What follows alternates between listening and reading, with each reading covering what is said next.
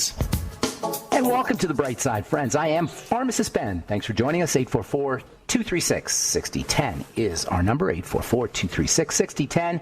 If you have a comment or success story you'd like to share, questions about the longevity products, if you want to wean yourself off your meds and get on a good nutritional supplement program, we can help you. 844-236-6010 is our number, and we want to hear from you on the Bright Side. If you want to purchase longevity products, head to brightsideben.com, pharmacistben.com, or criticalhealthnews.com. You can purchase longevity products off the site. You can also click on the Join the Team link and start yourself a longevity business, a home-based business. It's a golden opportunity to become financially independent, start a home-based business. They're talking about another lockdown. If you're working in a job that's non-essential, very good chance that you may be out of work, at least temporarily, here in the next few months. Now's the time to think about starting a home-based business, especially one that involves nutritional supplementation. More and more people are getting hip to the idea of supplementing for good health, and longevity checks are up. Please click on the Join the Team link at brightsideben.com, pharmacistben.com, or brightsideben.com if you're interested in becoming financially independent and starting a home-based business. Or you can also call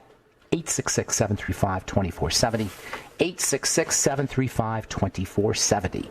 Don't forget to take a look at our Truth Skin Health products at truthtreatments.com. We got a 4th of July special up at truthtreatments.com. Never any preservatives, fragrances, fillers, waxes, emulsifiers, water, silicone, vegetable oil, nothing your skin doesn't need or doesn't want in any of our Truth Skin Health products. Truthtreatments.com, truthtreatments.com. And if you want to just check out our reviews, go to truthreviewed.com. We have over 500 5-star reviews. Truth Reviewed with a D, truthreviewed.com for our over 500 5-star reviews at truthtreatments.com. Truth Skin Health products, created in my compounding pharmacy on a prescription. Health is beauty. When you heal the skin, you beautify the skin. Truthtreatments.com, truthtreatments.com. All right, we've got a guest coming up at the bottom of the hour, Stuart Tomc, T-O-M-C, is going to talk to us about beating the burnout, 7 tips to help curb the impact of stress. Who is not dealing with stress in this corona crazy historic time that we are living through? In fact, I wonder sometimes if the deaths and the symptomatic patients and the hospitalizations are just as much the result of stress, psychological stress, certainly physiologic stress, as they are of a virus. You know, most of the deaths that occur are not viral. Most of the deaths that occur are secondary. They're secondary bacterial infections. In fact, if you go on the CDC, Center for Disease Control, U.S. government CDC website, and you look at the deaths, and I do this every week, you'll find that they combine COVID deaths with influenza deaths with pneumonia deaths. They're all combined together. So that number that you hear about, 125,000, I think, is the number in the United States of people who have died. That's not just COVID. That's a combination, even according to the CDC's own website, of COVID, influenza, and pneumonia.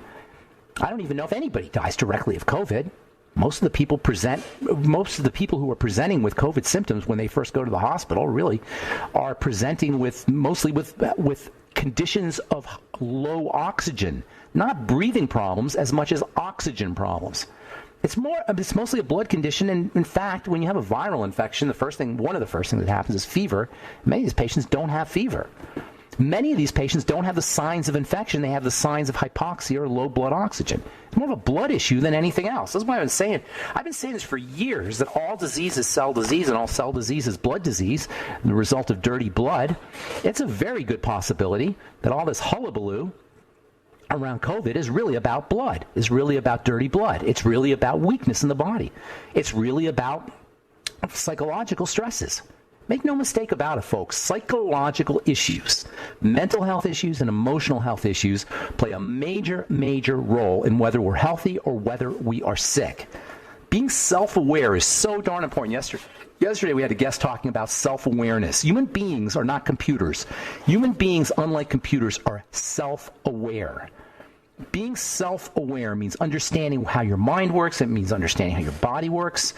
If you're in the healing process, if you want to be healthy, if you're sick and you're in the healing process, or you're not sick and you want to stay not sick, it's extremely important to understand the power we have over our mind and the power we have over our bodies by controlling our mental natures, our emotional natures, our psychological natures. And this is something that's missed in our chemocentric, medicalized society. And by the way, this 125,000 figure that you're hearing about, 125,000 deaths, even forget the fact that this is a combination of COVID and pneumonia and influenza. If you just do the numbers, 125,000 divided by 330 million or so Americans, you get a death rate of something like 0.04%. What the heck is going on here, people? What is everybody freaking out about? Reading from the University of Virginia School of Medicine.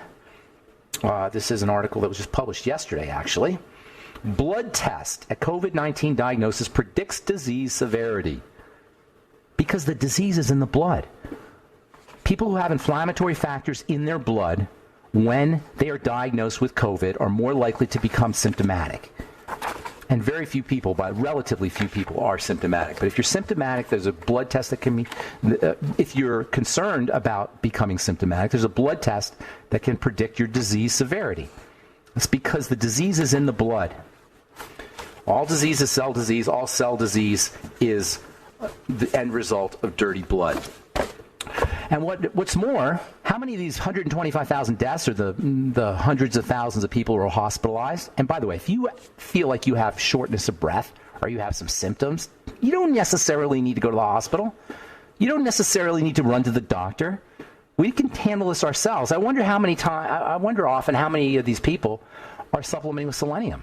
How many of these people are supplementing with vitamin A or vitamin C or zinc, for that matter? And guess what else? Most of the people who die, they're in hospitals. Most of these deaths occur in hospitals. You think they give you zinc in the hospital? You think they give you selenium in the hospital? No, they give you Jell-O and ice cream at McDonald's. How many people, how many of these 125,000 deaths are due to hospitalization? Iatrogenic disease. Iatrogenic disease is hospital-induced disease. I'm not down on hospitals necessarily because obviously you need them. But people die in hospitals from hospitalization. From hospitalization. It's a cause of death. Iatrogenic diseases, hospital-based diseases, are a cause of death. See, these are all the kinds of things that you have to look at when you study numbers. They don't tell you this on the news.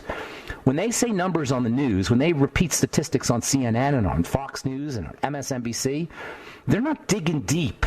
We have to dig deep. This is what's called critical thinking, digging deep. When you hear a number, you got to ask questions. What does that number mean? What is that number a total of? Is it a total of just COVID or is it a combination?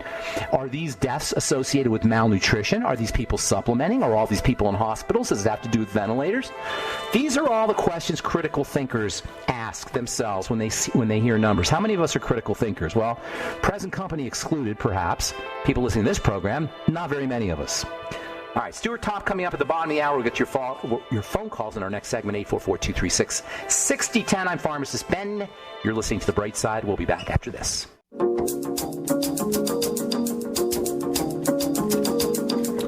Okay, we're back on The Bright Side. I am Pharmacist Ben. Stuart Tomk, TOMC, coming up at the bottom of the hour.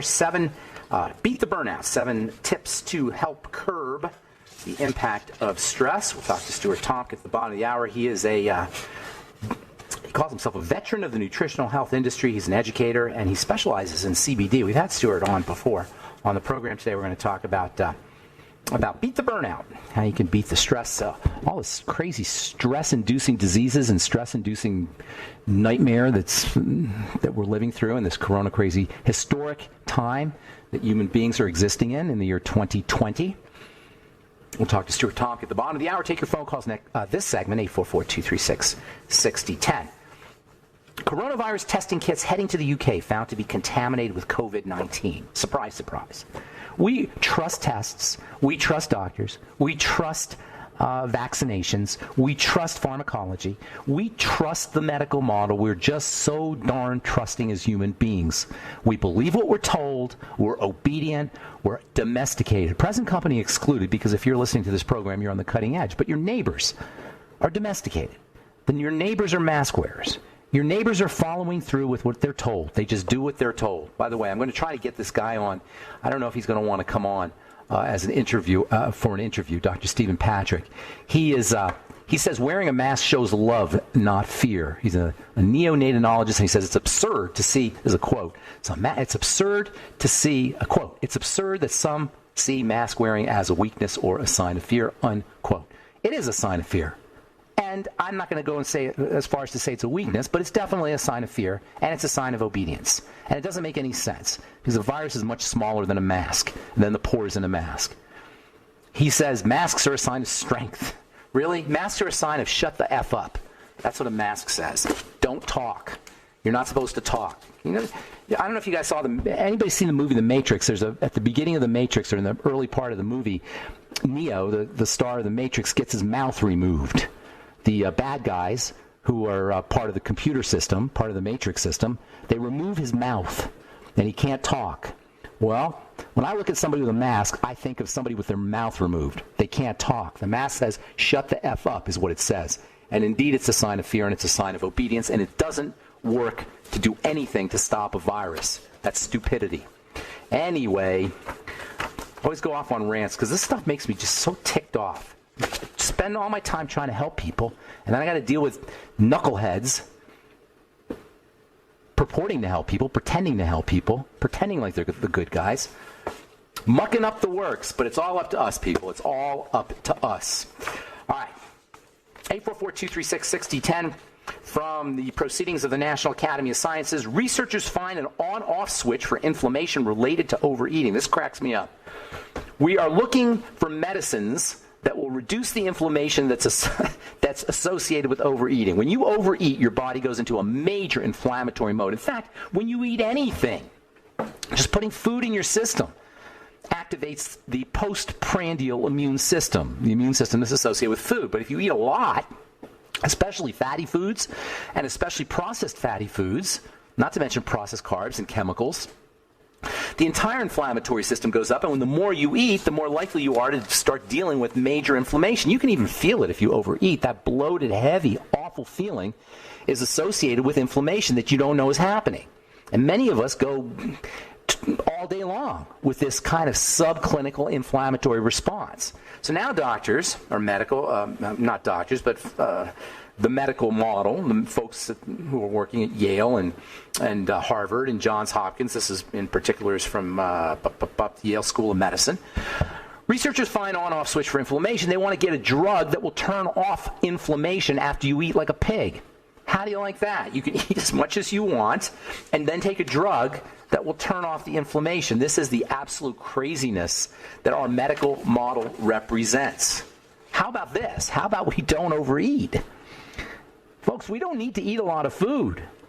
Most Americans are getting between 3,000 and 4,000 calories a day. We need about maybe 1,500 at most. Try this. The next time you're really, really, really, really, really, really hungry, try this. Go all day without eating. So like 6, 7 o'clock, you are really, really hungry. Prepare a big meal. And then pay attention, when you sit down and eat your big meal, pay attention to your body's response as you eat the food. And what you'll notice is, after about 2 or 3 bites of food, you're not even hungry anymore. Certainly after 4 or 5 bites, you're definitely not hungry anymore. 4 or 5 bites of food, you're not hungry, even after spending a whole day without eating. And of course, we eat way past that, but the point is that everything after 4 or 5 bites of food represents stress on the body. It represents a burden on the body. It represents a diversion of precious resources, a diversion of nutrients that could be used to fight viruses, a diversion of nutrients that could be used to fight wrinkles, a diversion of nutrients that can be used to increase longevity. Our food is probably our eating behavior and our eating and our food is probably the number one reason why we are so sick. And I wonder if anybody's ever done a study. I know the answer, but I wonder why nobody's ever done a study or ever done any research on what these people are eating who are getting sick. What these people are eating who are becoming hospitalized. What these people are eating who feel like they have to wear masks and have to depend on medicine and vaccines and the medical model to protect themselves. Focus on what we're eating. The microbiome, the gut bacteria, which of course are related to the foods that we eat and how we eat, are so unbelievably important. Maybe it's because we're drinking so much antibiotic-laden water and eating so much antibiotic-laden food and taking antibiotics intentionally. Maybe that's what's causing the problem. It could easily be that. Instead of us running around like Chicken Little wearing masks and hiding inside the house and locking ourselves in, and now getting vaccinated, All right, 844-236-6010 is our number. Stuart Top coming up at the bottom of the hour. Let's go to Mary in Oregon. Where you been, Mary? Good morning. Welcome to the bright side. How you doing, Mary? Great. Long time no talk to. Marcia, who called on... Yeah. Yeah? Marcia, who called on Friday, had a more specific question. She had the high lead levels, and her specific question was, what is the difference between plant-derived minerals and elements? You want to know? Or you want to tell us, or you want me to tell you? You want me to say? I'm glad you said elements, bud. Mary, I'm glad you said elements. It shows how smart you are that you said elements. Because most people say minerals. An element is not a mineral. A mineral is a combination of elements, and this nomenclature makes the science of elements, nutritional elements, very confusing to folks. Plant-derived minerals are elements that are surrounded with organic material that a plant makes. Plants take these elements, the dirt actually takes these elements, and bacteria take these elements that are found in the earth and turn them into organic minerals. That's what a plant-derived mineral is. A plant-derived mineral is a mineral that has organic matter associated with it. Organic refers to carbon. We are organic beings. Plants are organic beings. So there's plant and organic material that's associated with that element, and that changes the electronics of the element. The electronics of the element are what make it toxic or not toxic. The plant-derived minerals plant-derived elements, I should say, have the electronics changed by the organic material. Just think of a bubble. It's wrapped in a plant bubble. And that's a metaphor, and that's an analogy. It's not exactly that, but that'll give you a good picture of it. That element is trapped or surrounded in a plant bubble, which changes the electronics of that element and renders it non-toxic and actually most times healthy. All right, I hope that helps, Mary. We got Stuart Top coming up at the bottom of the hour on Pharmacist Ben. You're listening to The Bright Side. We'll be back after this.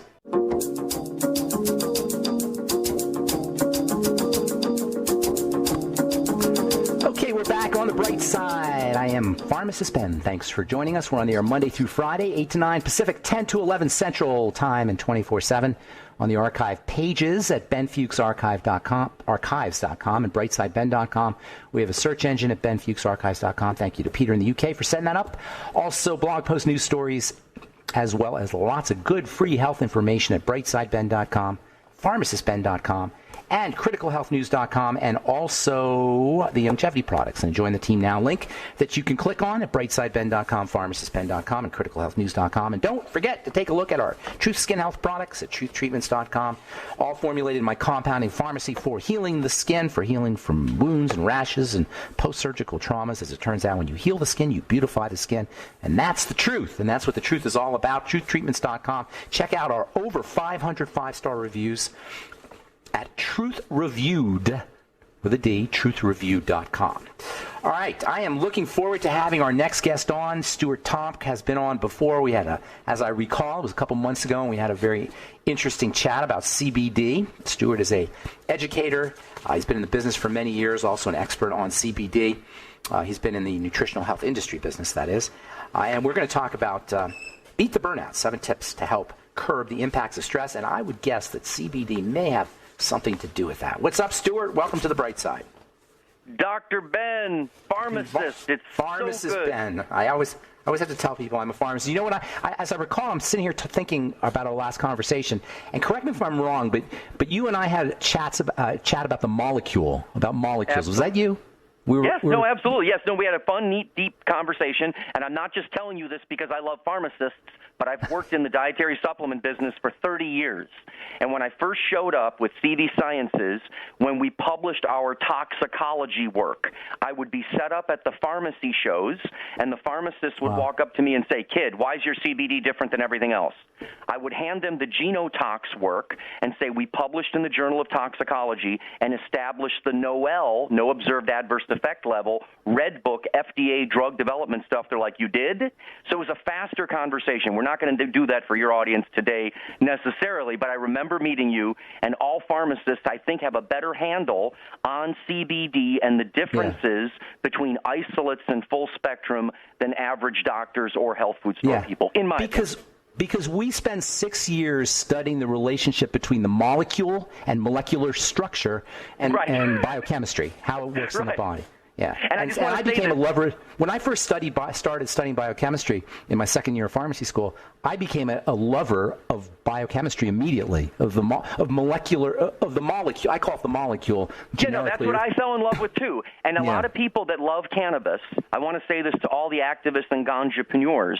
In 1985, Pfizer abandoned their project. They had a probe. They had created the CB1 that they could actually test the different scaffolds in the structures, and they found out you could not give THC and get the anti-pain effect without being stoned. I'll say it again. They couldn't remove the anti-pain and the stoned part from THC. They abandoned the project. They didn't want people to get stoned. Well, that's another issue. Well, hang on. Let me sit with that for a moment, because they didn't have that problem. They don't have that problem with hydromorphone or hydrocodone or Demerol or Vicodin, whatever you want to call it. They don't have a problem stoning people with Vicodin. Why do they have a problem stoning people with THC? Well, if you really want to dive deep into that, George Kunos, who's over at NIH, he's that Department of Alcohol Abuse and Alcoholism, published a treatise recently, and I'll have our people send it over to you, That'd be great. showing that alcohol, look at this, that alcohol hits the CB1 receptor. Huh. Alcohol activates the CB1 receptor and creates with this norepinephrine, this sort of like negative feedback loop. Then we get the dopamine dump and all this stuff, and but it does involve. It works with CBD. It works on the CB1 receptor. CB1 receptor. And this is where CBD gets confused. CBD has absolutely no direct affinity for CB1. And once people figure that out, they're like, oh, well, then how does it work? Okay, now we're into – we don't even know for sure yet. I can tell you what I think. I'll tell you what I think. Okay, it works – okay, first of all, it disrupts the metabolism of endocannabinoids. Oh, does it upregulate? Does it upregulate? Yes, it's a Fa inhibitor. It's a Fa inhibitor. The enzyme that degrades – Tell everybody what Fa is. Okay, Fa stands for fatty acid amide hydrolase, which is a big tongue twister. Right. And that's the enzyme that degrades your body's marijuana-like signals.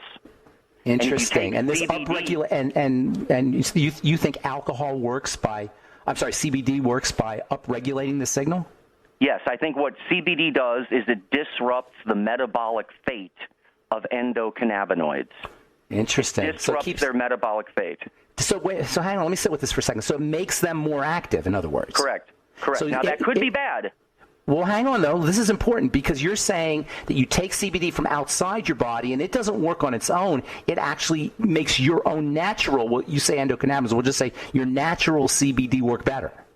Correct. That's pretty amazing stuff. No, that's your that's hunch, only or is one. it based? Is this a hunch, or is this based on? No, we really think that we've got something there. I'll go. The hunches I'll give you in a second. The other one we know for sure. Check this out. CBD is a cytochrome P450 inhibitor. Okay, you have to tell everybody what that is. That has to do with detoxification. So tell everybody about that. Right. So this is sort of the grapefruit thing that your doctor tells you, and they tell you don't take your drugs with grapefruit because the grapefruit could take your liver and occupy it so that your drugs have a different timetable. I'm trying to simplify. They last it. longer. You like that? They last longer. They last longer. So here's what they found out. They found out with the epilepsy with children that they were adding CBD on top of standard of care. So the traditional standard of care at this point Tegretol or Dilantin or something like that. Right, and clobazam. That's really one of the big ones. Oh, Klonopin. Okay, so they give them the drugs. Clobazam. So it's a benzodiazepine. Right, it's called Klonopin. I think clonazepam you're talking about, right? Right, correct. Right, so Klonopin. So they give you CBD with it. The Klonopin lasts longer, or the Tegretol, whatever. Clobazam. I'm sorry. I just want to make sure I got the right drug because I'm talking to a pharmacist here. I think you're talking about clonazepam, no? Okay, well, no, I'll pull it up while we're talking. You have to pull it up, but whatever it is, the point is that the CBD makes it last longer. Exactly. Yeah, that's interesting. And so it's such a big deal. When I talk to all of our medical advisors here at all the MDs here at the company, and they say, wait a minute, when you take CBD in an anti-epileptic dose, that not a little bit, but a big amount, that it occupies the liver, and all of a sudden, the CBD, because it's occupying the enzymes, it's clobazam. It's CLOBAZAM. I haven't heard of that. Okay, gotcha. Yeah. So in any case, it lasts longer in the body because the just like with the grapefruit, the CBD is occupying the enzyme systems. Yes. That's pretty amazing. So you need less drug. So you need less drugs. You need less drug. Yes. Yeah. That's amazing. Wait a minute. That's why I get so excited. I get excited too. You don't think the CBD has any effects on its own then? No, it kind of does, but I want to go extreme skeptic and then work backwards because, I don't know if you know, we've been publishing quite a bit of data. Hang on to that thought. We got to take a commercial break. I definitely want to hear about the data. And I still want to talk. I don't want to forget this because it's really important. Beat the burnout. 7 tips to help curb the impacts of stress. You're an awesome guest, Stuart. Thank you so much for coming on. We're talking to Stuart Tomk. And we'll be back right after this on The Bright Side. Don't go away.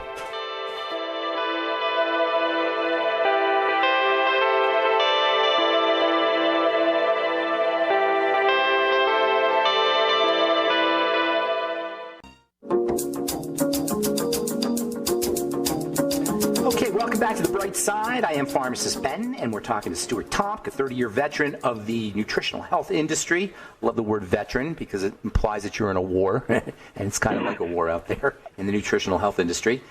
He's recognized authority on functional foods and dietary supplements as well as CBD. Stuart, before we went to break, you were talking about some research and some literature that you have on whether indeed it is CBD and not some kind of endocannabinoid upregulation effect.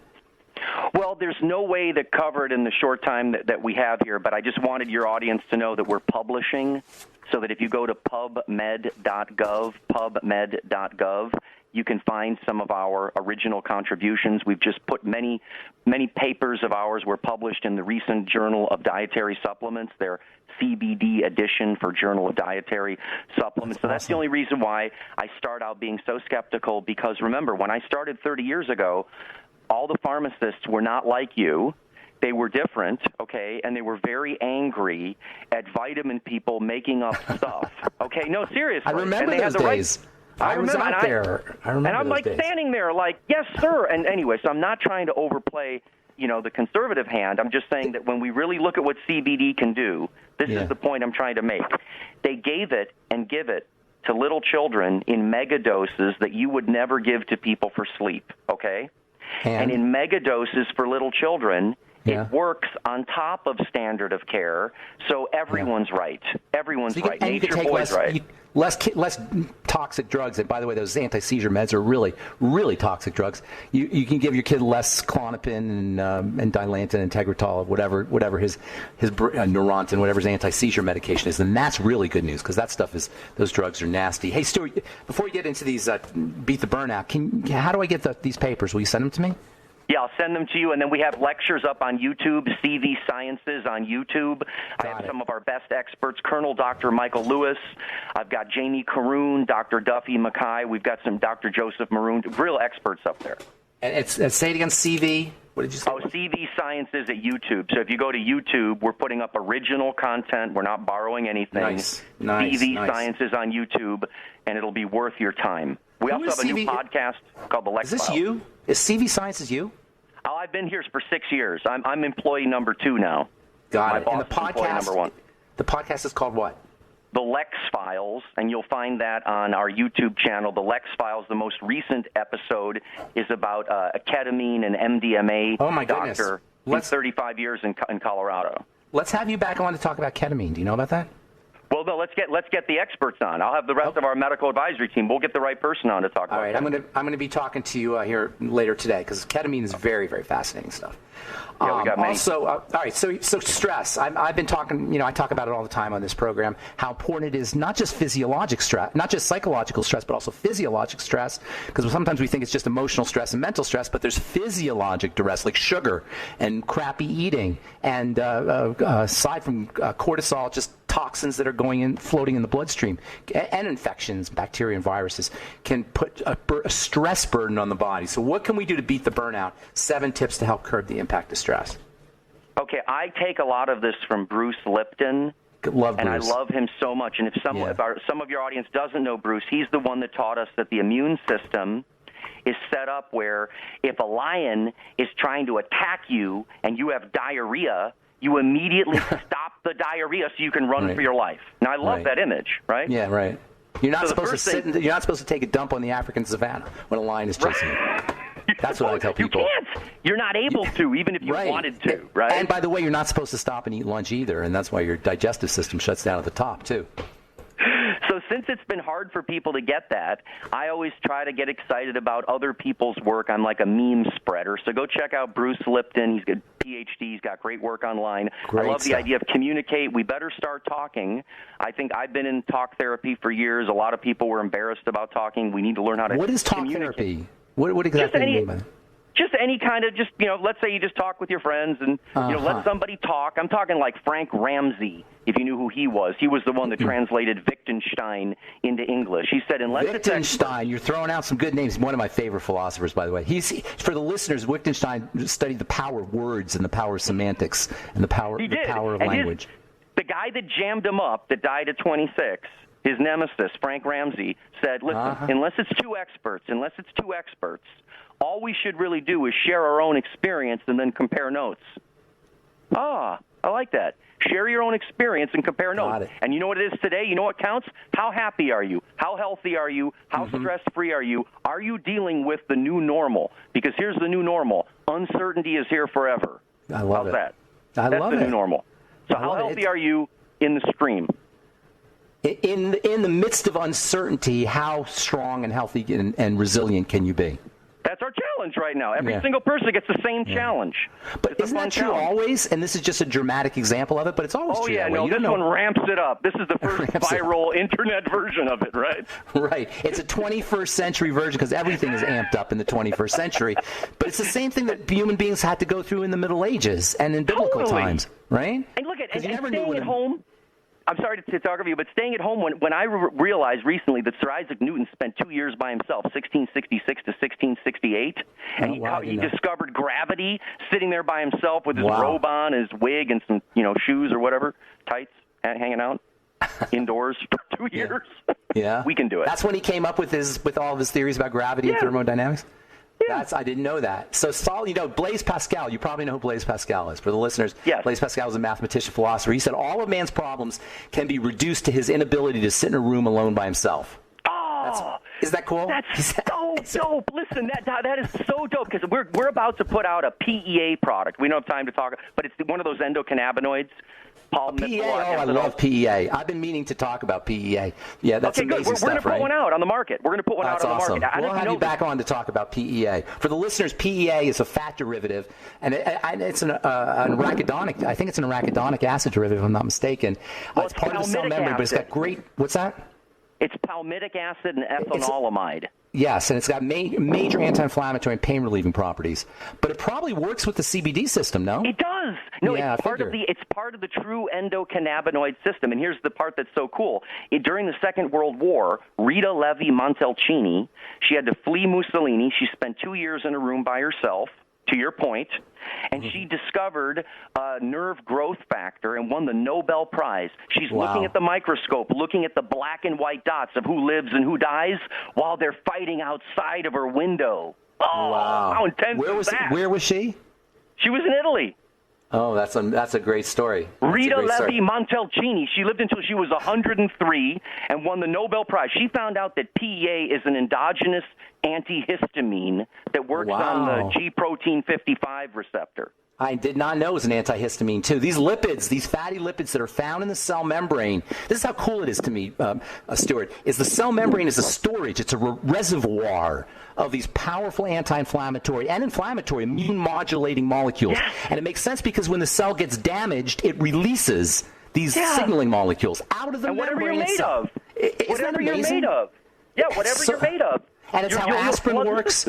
It's how all our famous our best-selling drugs work. Aspirin works with this system. You're the only person I know that said this like this. I'm sorry. I know I'm talking all over you today. This is the most exciting show I've been on in years, man. Thank you.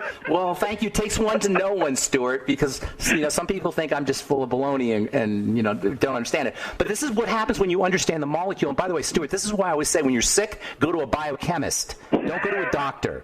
Go to a biochemist because your sickness is in the pathways and it's in the biochemistry. It's not not in the clinical symptoms. And the failure of our medical model, the reason why our medical model is a failure is because it focuses on testing and on symptomology rather than biochemistry. Doctors are not biochemists, unfortunately. Much as I love my doctor friends, you got to go to a biochemist to understand all this. Stuart, you are absolutely amazing. I'm enjoying this tremendously, but I want to have you back on to talk about PEA, and I want to have you talk about a lot of stuff. Real quick, just give us the 7 tips, because we only have about a minute. Communicate, change your diet. How about this? Eat less, more plants. Turn off the TV. Stop surfing the web. Try a relaxing activity. Look at everyone's breathing. They're competing with breathing now. Whoever would have dreamed it, right? Get some exercise. And some of these calming remedies, whether it's ashwagandha, chamomile, kava, lavender, GABA, 5-HTP. I like the cannabinoids because there's no nitrogen. We'll talk about that later. No nitrogen in the cannabinoids, unlike some of the other stuff like I want to hear about that. They're non-alkaloids. They're non-alkaloids. Right, they're non-alkaloids. Yeah. So listen, how do people get a hold of you or your work? I know you said CV Sciences. That's the name of the company, CV Sciences? Yeah, CV Sciences on YouTube. If anything, just check out the original education videos and share them. We're doing fine. Business is great. Just check out our education stuff. Is it C as in V as in Victor or B as in boy? Charlie Victor, yeah. Charlie Victor Sciences. Charlie Victor Sciences on YouTube. Stuart, you're awesome. Love having you on the program. We'll have you on back. We'll have you back on again soon. Thanks for coming on the Bright Side. Thank you, pharmacist. Bye-bye. All right, take care. Stuart Tomk, CV Sciences. CV Sciences is the name of his business, and also the Lex Files is the name of the podcast. That's all the time we have for today. I am Pharmacist Ben. Thanks for listening to The Bright Side. Have a wonderful, beautiful, awesome, spectacular day. We'll talk to y'all later. Bye for now.